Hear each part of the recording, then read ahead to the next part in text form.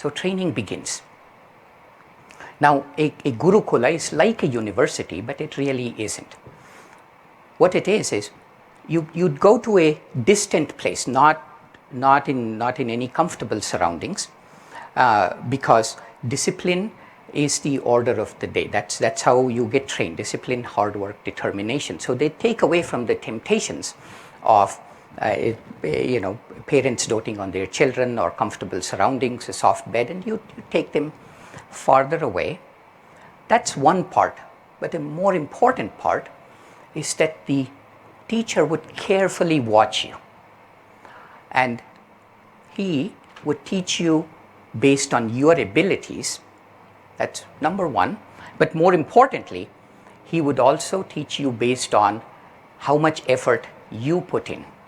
Meaning, if you were a lazy student, you didn't get taught all of the greater stuff, because what's the point in it? You wouldn't learn, and it's the waste of time for the guru and everybody. If there was Google back in those days, you'd get bad reviews. So the whole thing just wouldn't work. But at a more deeper level, that's just forcing knowledge on people that are not willing is not the right way to go. So keep that in mind as I tell you how these princes were trained. There is a lot of nuance to it. So it was customized training for the individual under the careful supervision of the guru. And so the training began, and people gathered in a courtyard like this, and then Drona stood up and he said, "Great princes of the Kuru Empire, I welcome you to my Gurukula, my university. I am going to make you masters of all the martial arts and statecraft and scriptures," and on and on. It is the custom of this great and ancient land that the guru doesn't get paid anything. Because after all, I didn't invent what I'm teaching. I received it and I'm merely passing it on. It is not right for me to get paid for this, get paid for truth. Why should I get paid for truth? But at the same time, it's also the custom of this great land for proper energy exchange, that at the end of the training, you give a gift to the guru from your heart. Whatever that is, it's unquestioned. There is no upper or lower limits. And then he pauses. This is all old hat to everybody. This is, standard orientation into a university. But he pauses, and then he says, "However, there is one desire that I have, and I will ask one of you to accomplish that for me." And he looks at them. Duryodhana is thinking, "Ooh, this is not going the way I thought. I'd love to say yes, then I'll be the favorite of him. But on the other hand, what if he asks for half my kingdom? He thinks he's going to be the king. That's not a good outcome. Or what if he asks me to serve him for the next 10 years? That's not a good outcome either." And then Yudhishthira is thinking, what is dharma? What's the right thing I should do? And he doesn't know. But as soon as Drona asks this, one student jumps up. His name is Arjuna. And right there, Arjuna stands up and he says, "Guru Deva," that is, revered Guru, "I take a vow, I promise you that whatever it is that you desire, I will accomplish it even if it kills me." He just stands up right there. Immediately the Guru says, "Will you do something for me?" And the disciple says, "Yes, sir, I'll do it. I don't care what it is. The fact that you asked me is good enough." Drona is overjoyed. He's thinking, "I think I have found my star disciple." But he says, "Okay, good, let's go on." And their training begins. He trains them in sword play and charioteering, and how to string a bow, and how to ride elephants, how to steer them as cavalry, horsemanship, how to use maces. Maces were an important weapon of that day, on those days, for hand-to-hand combat. Anybody know what a mace is? Sean knows what a mace is. Good for you. It's a bit. Think of a big heavy ball with a handle attached to it. It's super heavy, and then you need to use that to kind of do stuff to people. And it was a big deal. And he teaches them how to use maces, how to use spears, but most of all, he teaches them the archery, because that projection of power. See, that's what arrows do. It's like the aircraft carriers of today. They take what you have and take it to the enemy. So archery was the greatest skill. And he begins to teach them that. And very soon, in a year, and he also teaches them strength, endurance, concentration. And so it was a little bit partly boot camp, partly university. It was very deep, immersive study by the greatest teacher on earth, by 105 enthusiastic princes who have been genetically predisposed to learn these things, because this Kuru dynasty would date back to thousands of years. This is what they've been doing, their ancestors and forefathers, everybody. So it was a fabulous thing. And within a year, these boys had turned into warriors. Their baby fat had melted, and you could see a new resolve, new determination in what they did. And at this point, they could go among any warrior and hold their own. But now begins the deeper training in the astral weapons. Remember, I told you, harnessing the power of nature. That begins. And then, so Drona says, I will start this from now on. And then he says, but for this, it's very important. I will give you this pot. It is a pretty big pot. Each of you gets a pot. And go to the river out there and fill it with water and come back to me. It's a useless thing. That pot is of no use, but he just does that.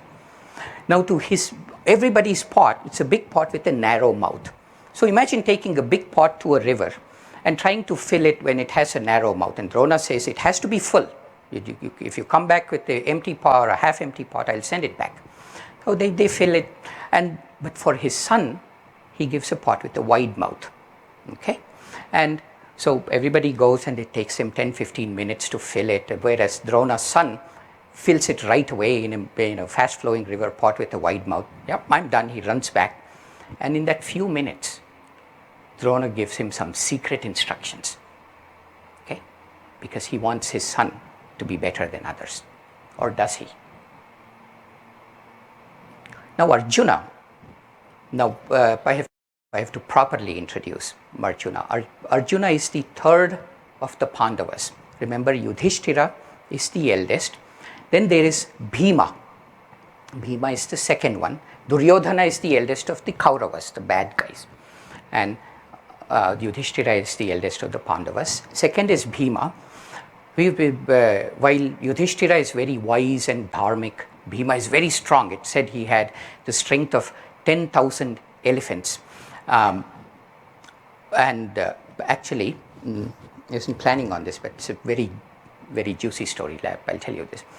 Once he falls into a river, Bhima, and then he drowns, but his endurance, he's still kind of maybe 6 years old. His strength is so much that he holds his breath and says, whatever, I can hold it for as long as I want. And he goes so deep into the river that he enters into the underground kingdom of snakes. And then the snakes try to bite him, and nothing happens to him. And then so the snakes realize, wow, this is, we are sorry we bit you. Here is this, all this happening underground in the river. But here is this pot of nectar. Most people are able to take a half a sip. And if you take a half a sip, then you will get the strength of 10 elephants. So, okay, how much does it have? It says, well, it's equivalent of 100 sips. If you've been calculating, it's 10,000 elephants. Not a big deal. Bottoms up. Drinks the whole thing. And this is how he got the strength of 10,000 elephants. There is more in there, but I've told you the barest outline. Remember, 5,000 pages long, 100,000 verses. So that is Bhima, the second one. But Duryodhana is equally strong. We can't underestimate him. He also is very, very strong guy. But Arjuna, the third one, he's the real hero of the story. He has talent, he has endurance, he has concentration, he has loyalty. You name it, he has it. He's meant for greatness. Everybody knows it. So, back to the story. Pot with a small mouth, pot with a big mouth. Remember that? So Drona's son has come back getting all this secret instruction. Arjuna is watching this. Well, Duryodhana is complaining. He says, Gurudeva, why are you doing this? Isn't this partial? And then Drona says, do you dare complain to the Guru? Go over there, 2 days of fasting for you. Whatever they did. But Arjuna doesn't complain. He notices it. And then Drona begins to teach them a few basic mantras for controlling fire and air and water and then so on.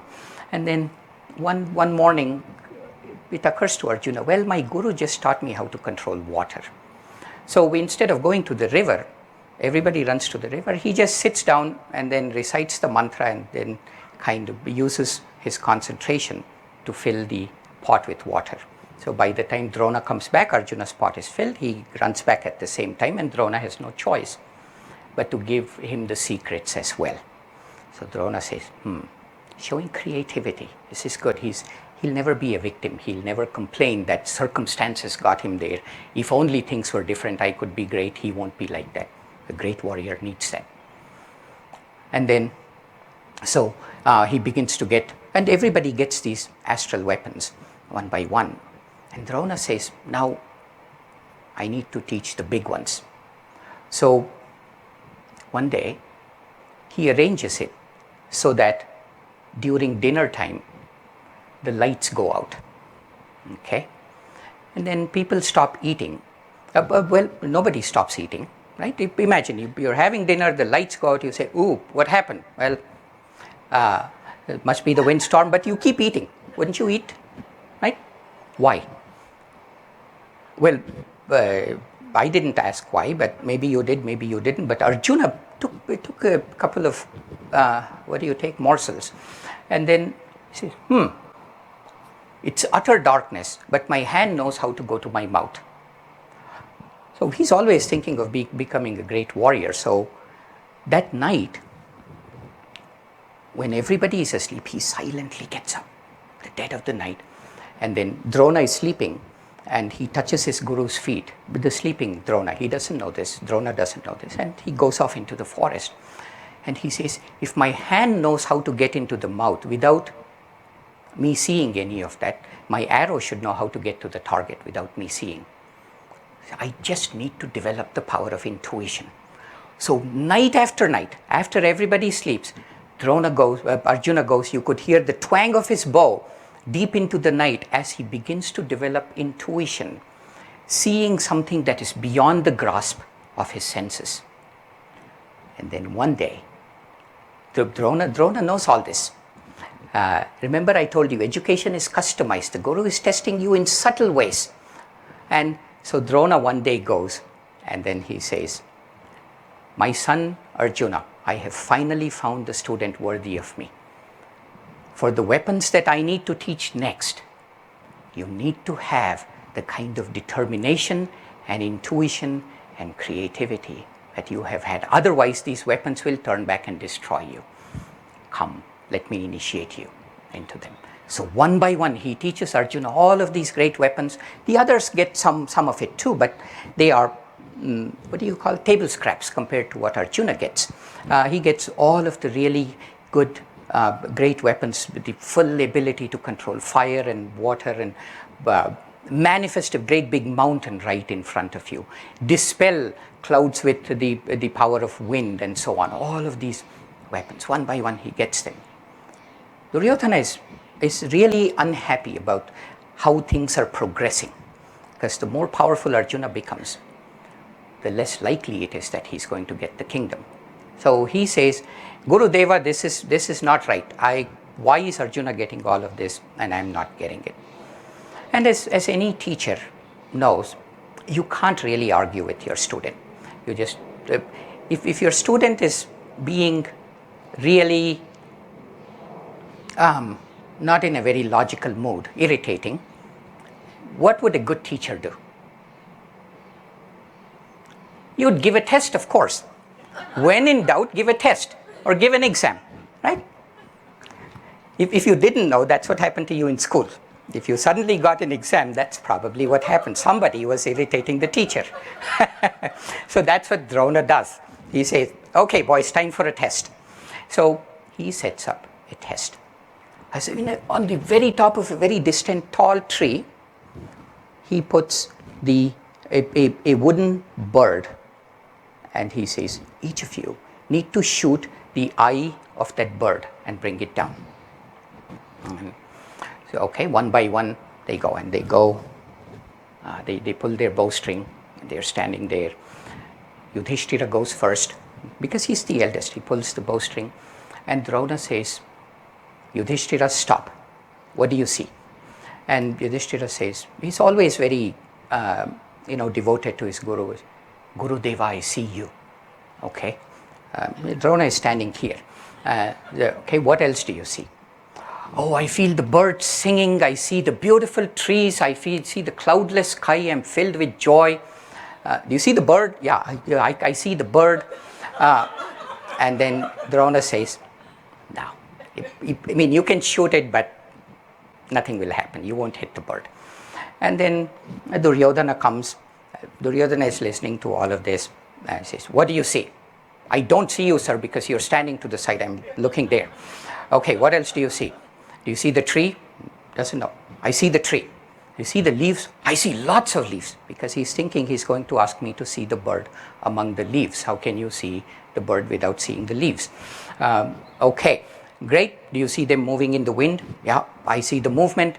Do you see the bird? I see the bird crystal clear in the midst of the leaves that are moving in the wind against the backdrop of this beautiful sky. And so Drona says, well, you can shoot the arrow, but nothing's going to happen. And then Arjuna comes. Then once again, he's standing very still. If you think about holding a bowstring pulled back like this, the bow is maybe 6 feet tall, and it's not a crossbow that you see, but it takes a lot of muscle power, but nothing's twitching, nothing's moving. He's just standing there. Drona says, Arjuna, what do you see? Do you see me? I don't see you, sir. Do you see the tree? I don't see the tree. Do you see the leaves? I don't see the leaves. What do you see? Do you see the bird? No, sir. Do you see the eye of the bird? Yes, Gurudeva, I see the eye of the bird. Then he turns to Duryodhana, turns to everybody, but mainly addressing Duryodhana. You see, I don't even need to give the command. I know for a fact that this arrow will hit the mark. He says, Arjuna, shoot, and Arjuna shoots, and unerringly the arrow hits the mark. Concentration, calm concentration, being entirely in the present moment. This is why I teach Arjuna all of these weapons, Drona says. But he has one more weapon that he needs to give.